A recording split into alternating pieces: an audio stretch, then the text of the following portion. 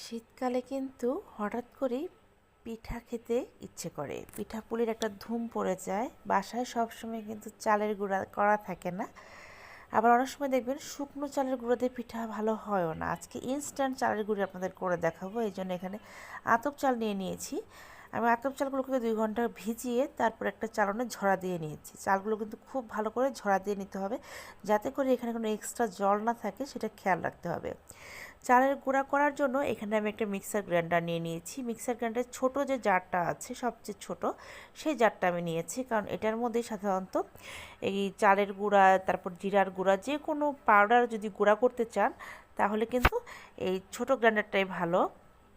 এখানে আমি ঝরা দিয়ে রাখা আতপ চালগুলো দিয়ে দিচ্ছি। আমি পিঠা বানাতে গেলে আতপ চালের সাথে সিদ্ধ চালটা মিক্সড করি না, কারণ আমার কাছে মনে হয় শুধু আতপ চাল দিয়ে পিঠাটা করলে পরে সেই পিঠাটা খেতে বেশি ভালো লাগে।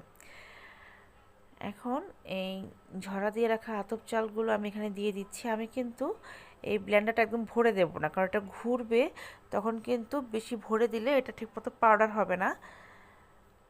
এবার আমি ভালো করে এটাকে হাই হিটে এটাকে ভালো করে একটু ব্লেন্ড করে নিচ্ছি। দেখুন,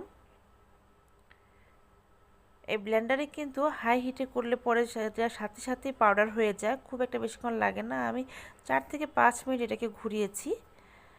এরপর হাত দিয়ে কিন্তু খুব ভালো করে দেখতে হবে। দেখুন, এখনও কিন্তু অনেকটা কুচি রয়ে গেছে, মানে দানা দানা রয়ে গেছে, মানে আরেকটু পাউডার হবে। আমি আরও কিছুক্ষণ এইটাকে চালাবো, মেশিনটাকে।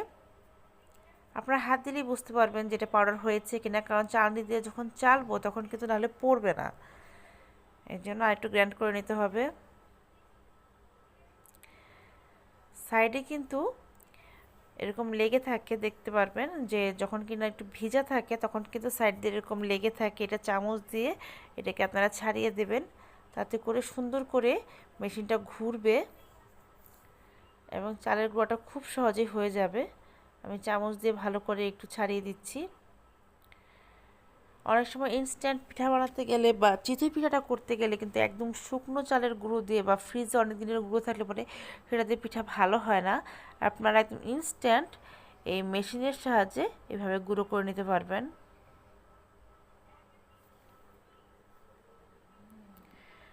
আমি খুব সহজেই এই গুঁড়োটা করে নেই। শুধু পিঠা বলে না, বিভিন্ন ধরনের পকোড়া করার ক্ষেত্রে আমার এটা সুবিধা হয়। অনেকেই ব্যাপারটা জানেন, তারপরও আমি কিভাবে খুব সহজে পিঠার ব্যাটার তৈরি করার জন্য গুঁড়োটা করে নিই, চালের গুঁড়োটা, সেটাই আমি দেখাচ্ছি। আজকে হঠাৎ করে চিতই পিঠা খেতে ইচ্ছে করলো, তো ভাবলাম যে ঝটপট এভাবে করে গুঁড়ো করে নিই, কারণ শুকনো চালের গুঁড়ো দিয়ে ঠিকমতো চিতই পিঠা আমার কাছে ভালো লাগে না, আর হতেও চায় না, ঠিকমতো ফুলে না।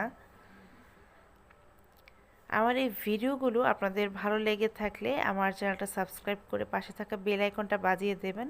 আমি যখনই আমার চ্যানেলে কোনো নতুন ধরনের রেসিপি বা কোনো নতুন ভিডিও আপলোড করব, আপনি সবার আগে নোটিফিকেশন পেয়ে যাবেন। এখন আমি একটু খুলে চেক করে দেখছি কতটা হয়েছে। দেখুন, অনেকটাই কিন্তু একদম পাউডারের মতো হয়ে গেছে। এখন আর কুচিগুলো নেই, আমি একটু ক্লোজ করে আপনাদের দেখাচ্ছি। দেখুন, এখন যদি এটাকে আমি চেড়ে নিই তাহলে কিন্তু চালের গুঁড়াটা একদম খুব সুন্দরভাবে হয়ে আসবে। আপনারা হাত দিয়ে এভাবে ধরলে পরেই বুঝতে পারবেন যে এটা একদম ময়দার মতো মসৃণ হয়ে যাবে। তারপর এটাকে আমি খুব ভালো করে ঘুরিয়ে নিয়েছি। 10 মিনিটের মতো এই চালের গুঁড়াটাকে আমি ভালো করে একটু মিক্সিতে ঘুরিয়ে নিলাম, যাতে করে খুব সুন্দর মতো একটা পাউডার আমরা পাই। এখন এটাকে আমি খুব ভালো করে একটু চেলে নেব। চালনি দিয়ে আমি খুব সুন্দর করে চেলে নিচ্ছি। খুব সহজে কিন্তু দেখুন চালের গুঁড়াটা আমাদের হয়ে যাচ্ছে। আপনারা যদি একটু ভালো করে সময় নিয়ে একটু মিক্সিটা চালিয়ে নেন তাহলে দেখবেন যে ও খুব সহজেই কিন্তু চালের গুঁড়াটা অনেকখানি পড়ে যায়। আর না হলে যদি দানা দানা থেকে যায় তাহলে কিন্তু অনেকটাই সময় লাগে। এইভাবে আপনারা বাসায় খুব সহজে এরকম পারফেক্ট একটা চালের গুঁড়া পেয়ে যাবেন, যেটা দিয়ে যে কোনো পিঠা আপনারা বানিয়ে নিতে পারবেন। স্পেশালি চিতই পিঠাটা খুবই ভালো হয়, সবাই এইভাবে করে নেবেন।